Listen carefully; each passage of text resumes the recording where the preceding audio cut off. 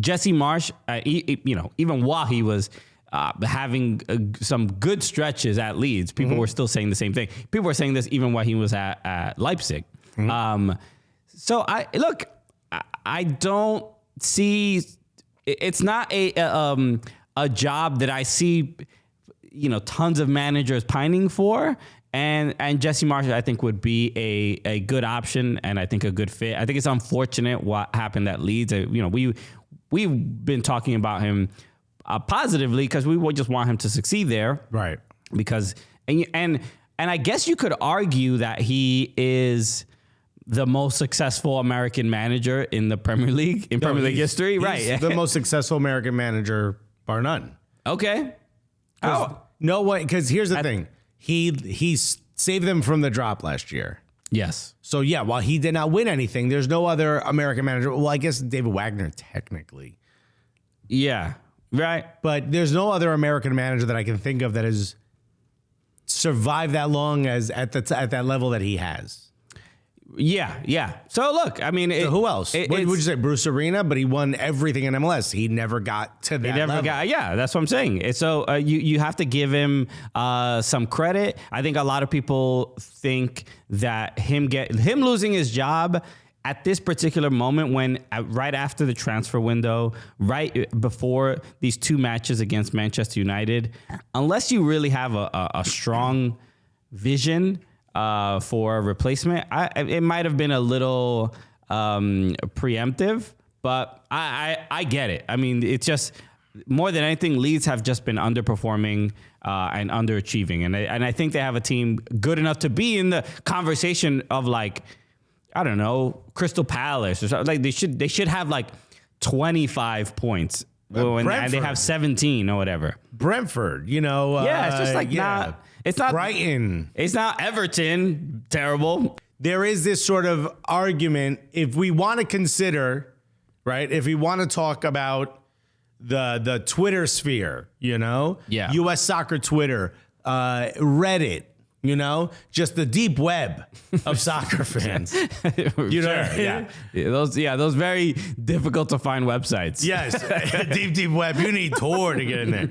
But that sort of, I don't want to call them the serious nerddom of U.S. soccer, but the people tweeting about U.S. soccer nonstop and the people talking about it nonstop on Reddit and stuff like that, there seems to be a growing argument, or there's two tracks: people that want the most accomplished manager possible, and those that want the most accomplished American manager possible. Right.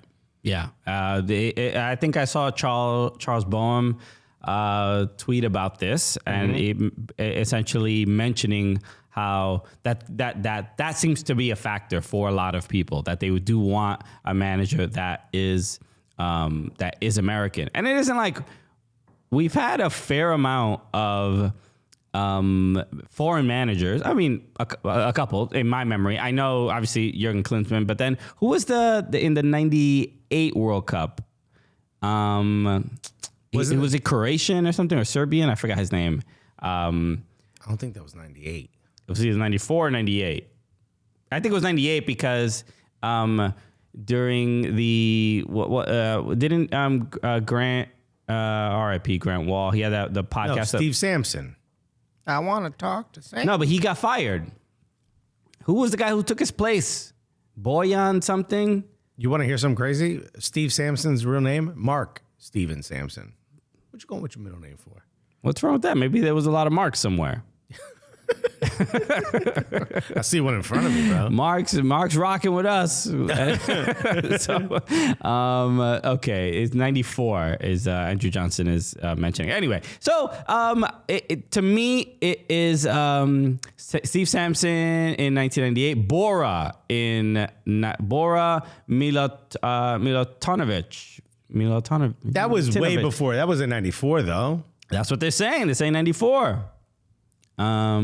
So I don't know where I guess to me, there doesn't exist this like trauma of foreign managers where people are like, no, we definitely need an American manager. It seems weird to me that anybody would have that opinion, because I also wonder, like, do people have that opinion in like other countries that they don't want a foreign manager? Is that a common thing? I don't know if do the English feel that way, that they need to have an English manager? They do, but that they feel that way about a lot of stuff. Okay. Like citizens, unfortunately. People who have construction jobs are very concerned about where they're from. Upset about it. But that is a very common problem over there.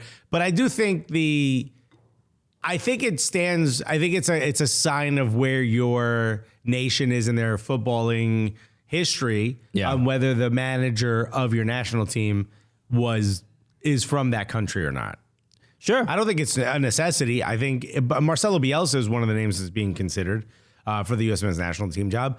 I don't know that that's the right choice. And I love Bielsa, but I'm not sure that that's the right choice for that role. To me, it seems like, and based on the World Cups I've experienced in my life and watching some of these U.S. players, I think there's every country has like its own identity, its own personality, its own playing style, and all this other stuff. Right. And I think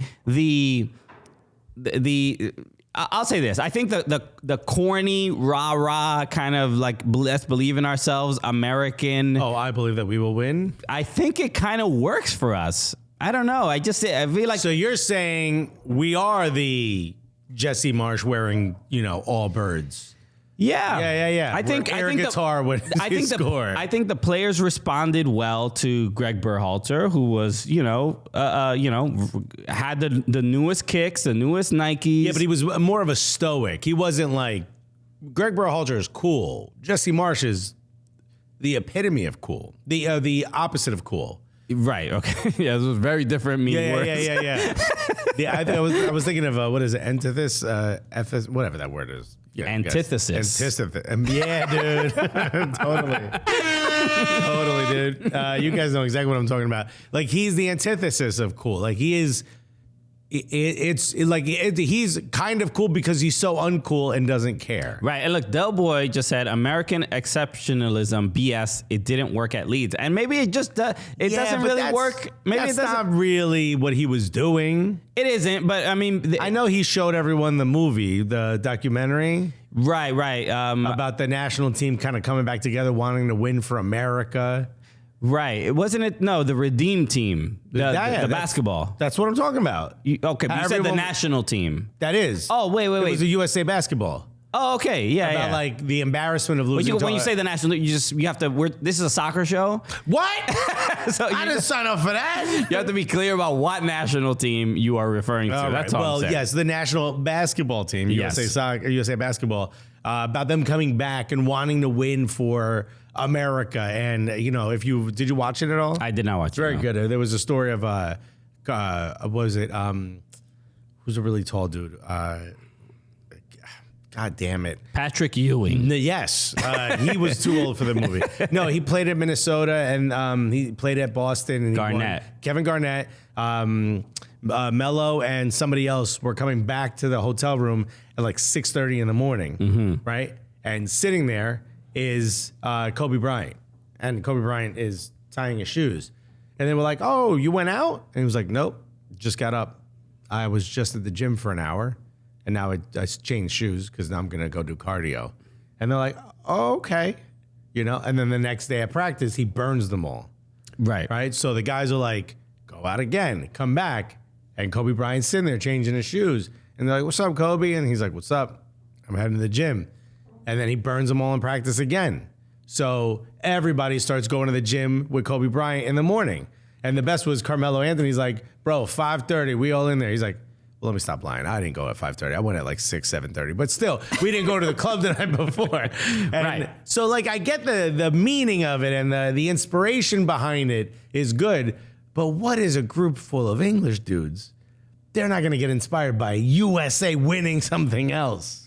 You know what I mean? Yes. Okay. That is maybe there is a little cultural disconnect. And when it comes to I think when it comes to almost any optimism whatsoever, it's just that's not an English thing at all. So when you believing in yourself is not an English. That's not an English thing. You can't be bringing that. In fact, they almost recoil when you bring it up. They almost rally against it. English people would rather beat someone who thinks is better than them or thinks they deserve to win, then do they deserve themselves them to win? thinking like, we deserved this victory. No, you know? you'd rather stop someone who believes in themselves. Right, yeah. We defeated the empire. You know what I mean? Like that feels better.